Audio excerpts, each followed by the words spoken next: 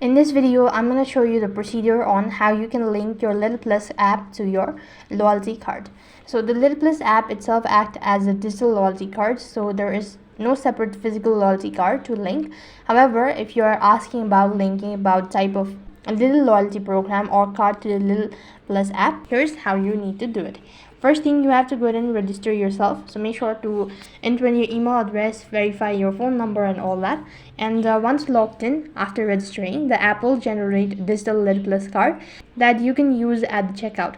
Now simply open the app and tap on the card icon to display your digital loyalty card barcode, which can be scanned at the registered. As mentioned before, Lidl Plus does not typically have multiple loyalty programs that needs linking.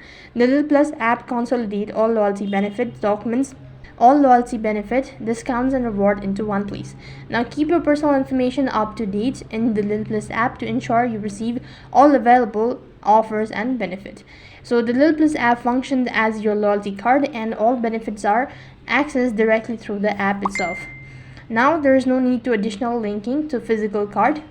So contacting the Lidl Plus customer support would be the best course of action. So that is all for this video. I hope the video was helpful. Make sure to like, share and subscribe to our channel. Thank you for watching. See you in the next video.